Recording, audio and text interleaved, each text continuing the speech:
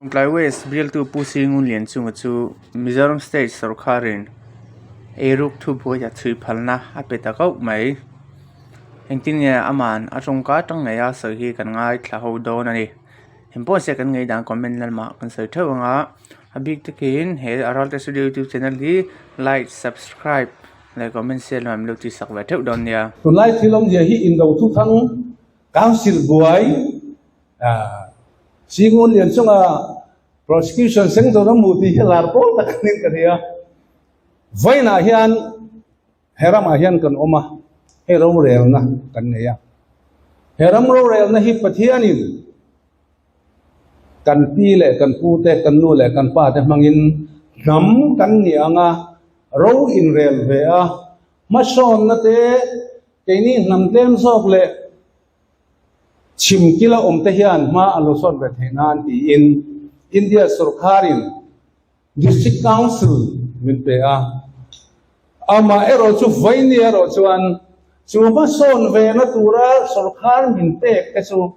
nam manga kan mual phona nam manga kan hing chiat na alo ni ta hi apoi ka ti a he council in constitution and conduct business rules kan ti a ke mani kan in engkol na tu da kan ne to the district council kalpung chairman santur te cm te em indot te khatia jong sungkha chudana chuan omani amara chu voini hian kum somnga kal to nuwa kan la chen ngai reng lo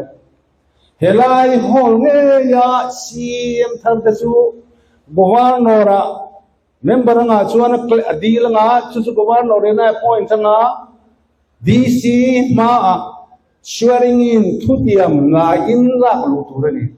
chu kan da na ni amaro chu voina chon he council hall nge ya thutiam la DC ma set samaka ka ha set sam na zong ta kan nal len voi eng malawa an sangta ti arab thak kati aza tha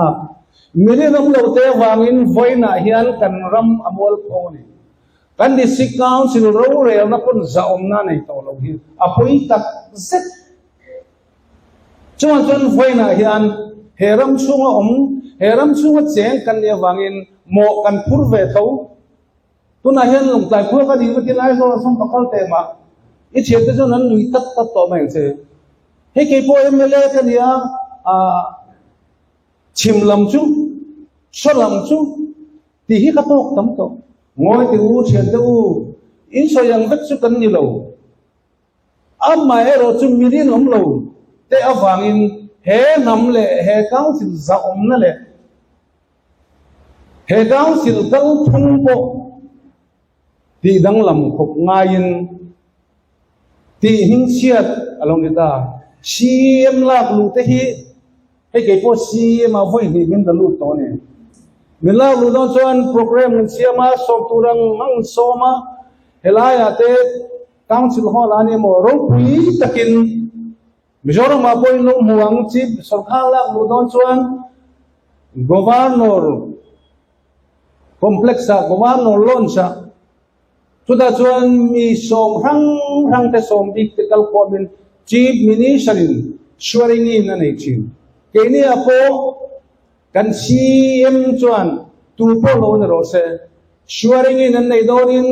atam theng bar official lian te ko han ni te pa ti ki te somen kon bang chin ama ero chu voini aro chuan CM pani kan la ka pakhat dam tumania aru gralin CM la ku na kalani apani na ni sela tu mari apui lovin miten te te so het pu la ki apoi tu ani hei nam anga kan sarkar nei ve kan ram minen kon na tur ma kan son na tur kan ram min kai roi sak tu tur kan ram pa ber ni tura kan lak lu na aru garale plan se chunga lak ngai ta hi minen nam lo te fa ani ti vai na ka su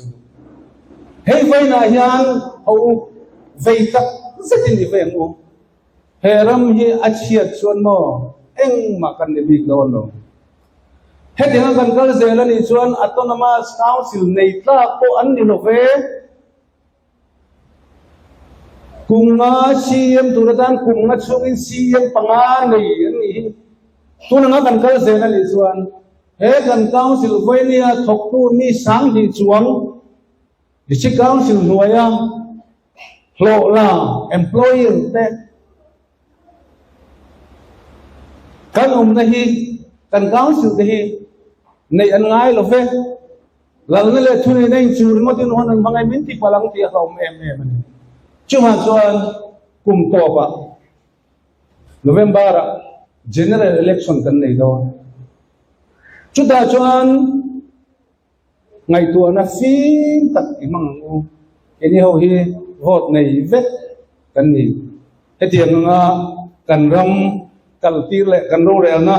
kaltir zen hi i phal long u keni ho hian i hum halang u kan hum hal lo chuan thang thar chuan thar te local turatan heram hi omna tak lawa achang ti ala tak zet in ka dia tin ai social media te tam takin anti defection law kan nei lo wangin an nei lo wangin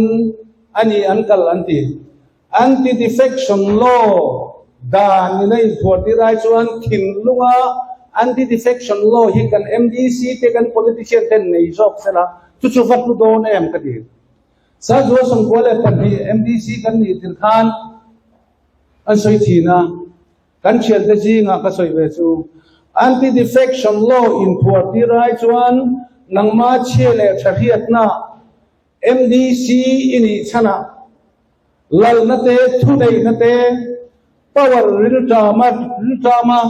power tui hala hal de re sela tummu mal tak vision fer tak ramle namtan thilcha katidon ani ti himlung nen kalila anti defection law hi kan mo lawang vaile chuan min thlang thing tu party ko kan sa to lo mi pui ko kan sa to chuang lo aja thak lu tu chuan he anti defection law hi achalo kati hau lo nei theila cha chu aya koi mo zo ka chu thimlunga anti defection law hi kan politician ti han pass vek sela an thilunga nei vek sela ke chu pa ti dan than tin kania chuan min thlang ting tu ta pon zau me ka tram he to lo chuan ka danglam lawang tingam sela coalition government alo ding ani chuan chu dang ani party pani te chang ko pa lo sarkar theng chang kha ka chu dan ani mani ham chhana tur zonga zuang zut hian kan ram ati chia ani hi chuan veina soinarem chang ani in ka hia tunlai thil om zia ani thak awangin hei hi ho lairam sunga cheng mi pui te hian thinlung le ti tak